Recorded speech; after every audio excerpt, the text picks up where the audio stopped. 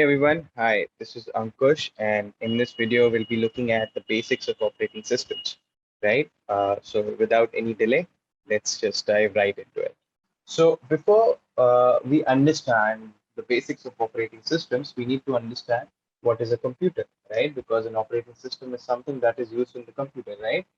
So, on a very broad scale, if we have to talk about a computer is a device which basically takes some kind of input, performs some kind of calculations based on the instructions that has been provided to it, and then produces some kind of output. Right now, this computer is a combination of different kinds of devices, different kinds of what you can call parts, right? So there is the input devices, output devices. More and all, it looks like something that we can see in the picture here, right? But on a very broad scale, a computer can be divided into two parts. One is the hardware, and another is the software. Now, when it comes to hardware, that specifically refers to something which you can physically touch, which you can feel, right? So, some of the core hardware components of a computer, you can call it the CPU, the central processing unit, where the entire logical instructions executions happen. Whatever instructions you give, the executions of them happens on the central processing unit. It is responsible for that.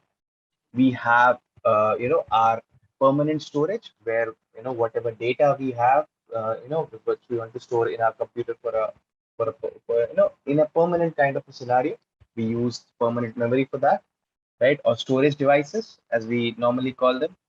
Then we have the motherboard, right? As we know, as we already talked about it, a computer is a machine which has different kinds of devices attached to it, right? It is a mixture of different kinds of devices, right? So motherboard is basically the juncture or the part which provides a connection between all of them, right?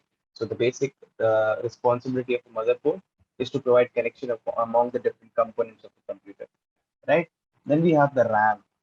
Now, RAM is basically the volatile memory. Now, this basically refers to the memory which is used by the CPU to make instructions work, right? Again, now this is a faster kind of memory compared to the permanent storage that we have, or ROM, read-only memory that we saw, right? It is faster compared to that, but it is volatile. That means the data on it is stored on a temporary basis, right? The data which is stored, that is something that is currently being used by the CPU, right? Of course, there are other hardware components as well, but more and all, these are the things. These are the things which make a computer operational, right? Of course, we'll say that there is the output device, the input device, and everything. But yeah, of course, they're part of it. But more in all, these are the major parts which make the computer functional, right? Of course, for all of this to work, a computer needs power. It runs on electricity, either in the form of a battery source, or in terms of like which happens on a desktop. Oh, sorry, which happens on a laptop rather. And it can also be like in terms of continuous power, like it happens in the case of a desktop, right? So again, hardware is something that you can physically feel. These are the parts of computer. Now, the second part of the computer, which we normally call as software, it is something that you cannot physically feel, but again, that does not make it any less important to the computer. That is the part which actually makes the computer usable, as you can say, right? So software is the part which you cannot physically touch, but again, that forms a major part of it, right? Now, as we understand, computer is a machine, right, which operates on binary numbers, right, one zeros, binary numbers, right. Now, to interact with the computer, to basically make use of the resources that we have, let's say the central processing unit, the input devices, output devices, to make use of that, we need softwares, right. So those softwares are broadly divided into two parts, right. One is the system software, another is the application software, right. Now, what are system softwares, application software? So basically, guys, if we have to talk on a very broad scale, system software do not perform any specific task. Of course, they perform a very important task, but it is not a very specific task. Whereas application softwares, they are something that are used for very specific tasks, right? Again, another good difference between a system software and an application software is, as soon as you start your computer, as soon as you switch your computer on, a system software starts working. and it is on till the point you switch off your computer. While an application software is something that is switched on and switched off with the help of the instruction from the user, right? Okay. Another thing is a system software makes the computer usable. An application software is more of an added advantage. You can call it a specific task-based software, which is run on with the help of the system software, right? If you uninstall the system software, it is impossible to run an application software, while the vice versa is not true. If you uninstall any application software, your system software will still be working, right? It's not an issue. Now, again, just to give you an example, the system software, as we'll be looking into it, is the operating system, while the application software is the apps that you use. Let's say Netflix, Spotify, and WhatsApp. They perform very specific tasks. Like Netflix provides a video streaming service, right? It performs a very specific task to play videos. Spotify, that plays a very specific task, which is play music, right? So application software, they provide a very specific task. They are very task oriented. You can switch them off, you can switch them on based on what you need. You can uninstall them without affecting other apps. But if you remove a system software, you know, it will be very difficult to run any other application on it. Right? Now, application softwares, in short, they are known as apps, as we commonly call them. So whatever applications that you see on the Play Store, they are basically application softwares, right? Okay.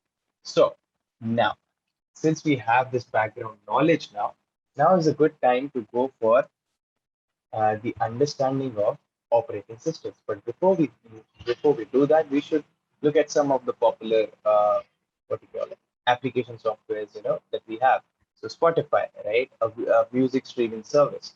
It performs a very specific task, which is something to play music.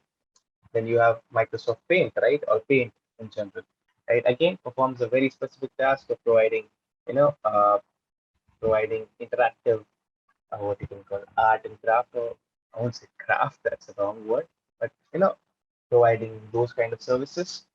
Then we have Chrome, again, a browser which helps us browse the internet. Again, a very specific task there, right? All of these make use of system softwares to perform the applications that we are doing, right? So let's move forward now. Let's look at operating system, right? Now, before we move to operating system, we should understand that operating system is a system software, right? It is not an application software, it's a system software, right? So operating system starts working as soon as you switch on your computer and keeps on working till the time your computer is shut down, right? It provides a platform for other applications to run. Basically, it provides a service for other applications to work. So it is helping other applications to run, right? That is one of the use cases of operating system. But before that, let's understand what is operating system, right? Now, an operating system acts as a bridge between an application software and the hardware resources, right? So we all know how does an application works, right? Now let's say an application requires resources, the hardware resources that we have on the computer, like memory. For example, we need the memory, right? Every application requires certain kind of memory, either to store data or whatever it is, to fetch data, whatever it is. It requires those resources, right? Now, to communicate with the hardware resources, the application software makes use of the operating system, right? Now, so on with the help of this diagram, you can understand that the application software interacts with the operating system, which in turn, provides the hardware resources that the application software needs, and basically facilitates the use case of it, right? One very important thing to understand is that the hardware resources and the application software, they cannot interact with each other directly without the help of the operating system, right? And just because the operating system is involved with the interaction of hardware resources, that probably tells us the fact that why there are different kind of applications for different kind of operating systems. So for example, let's say if you talk about an Android app, Android phone, so the applications which run on an Android phone will not work on an iPhone, right? Why? Because they use different operating systems, right? So Different operating systems need different kinds of instructions, different kinds of different kinds of file formats to interact with the hardware resources. Only difference lies the operating system. The hardware resources stay the same, right? You know, the random access memory, or RAM as it is called in short, is same, let's say, even if it's an iPhone or an Android phone, right? Of course, the manufacturer can change, right? But it's still a RAM, right? It's still RAM, right? But what changes is the operating system. For example, you can think of it as like different kinds of chargers, right? Let's say some mobile phones have B-type chargers, some mobile phones have C-type chargers, right? Now, again, all of them perform the very same task of charging the mobile phone, but all of them do it differently, right? Some uses B-type, some uses C-type, and so on, right? Okay. So major part that the operating system provides, it acts as a bridge between the application software and the hardware resources, right? So yeah. Again, just like any application software, operating system is also a software. It's not like something very different. It is a software, but the tasks that are provided by the software are not very oriented, not very specific, right? Let's say if you talk about WhatsApp in general, it's a communication service. It provides a service to send messages from from sender to receiver, or vice versa, right? Whereas the operating system provides a very general kind of service. Any application software that comes to it, it provides it the hardware resources. It helps it to run on the system, right? And it provides the necessary resources that we need in terms of the hardware resources, right? Okay, so that is the major job of the operating system. Again, that's a system software. That means it will be working throughout the scenario, throughout the time you're using the laptop, or you're using the mobile phone, or using the computer in general, whatever it is, right? Okay. Now, next thing that we should be looking at is, this is actually very important, the memory management by operating system. So, as we already discussed, that operating system is responsible for managing, or allocating the resources in terms of the hardware resources, right? So one of the hardware resources is memory, right? So the operating system is responsible for memory management. How does it do that? That is something we should look at, right? So let's look at this very interesting scenario. How does this happen? So the operating system has control of the application software, which reaches out to it with the help of its requirements, right? And it has access to the available memory and to the allocated memory. It keeps track of what amount of memory has been allocated to some software or some other requirement, and what amount of memory is available, right? It keeps a track of it, and based on that, it interacts with the memory and the application software and assigns the required amount of memory, right? Now, memory management by operating system is different than application software management, right? So application software, how does it manages the memory? It basically manages the memory which is provided by the operating system, right? Whereas the operating system, it manages the entire physical memory of the system, right, of the computer, right?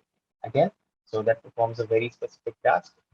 Uh, this is one of the biggest, or one of the most important tasks that is done by the operating system, right? Now, again, as we spoke about this earlier, there are different kinds of operating systems in the market, right? But a lot of them are quite available, but most popular are Windows, right? Then we have the Mac OS that works on MacBooks.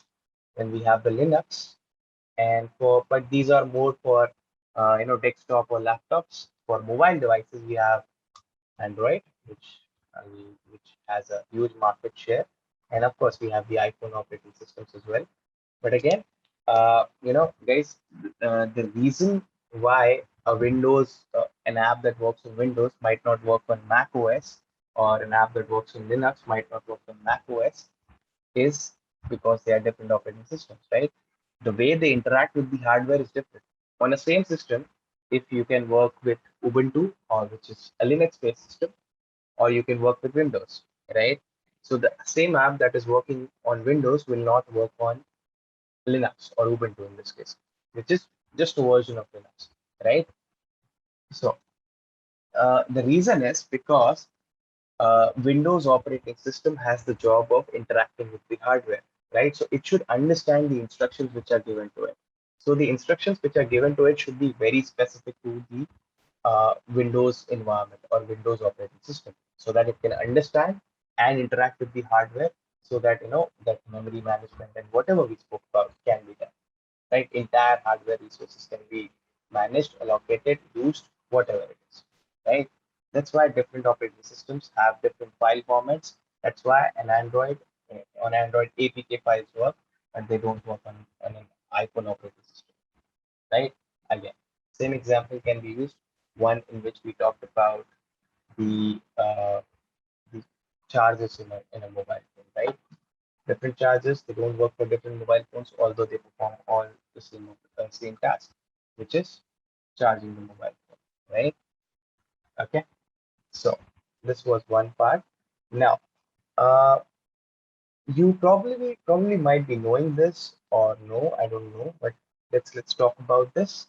Now, Windows is basically not a free software, whereas Linux is free, right? So Linux is something which is known as open source software, which is freely available on the internet and can be used without any requirement of fee payment or anything. Whereas another kind of software, which is, for example, Windows, is a proprietary software. That means you have to pay to get to that software. A particular company or an organization owns that software, and you cannot modify it, without their consent, right? Whereas open source software is freely available on the internet, right? You can copy that from the internet, use it according to your own use case scenario, and so on, right?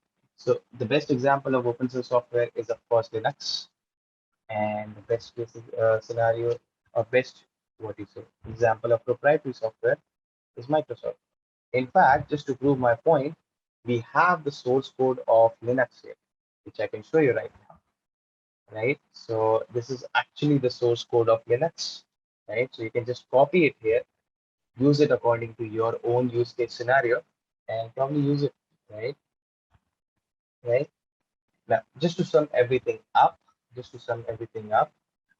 are the things that we saw in this case?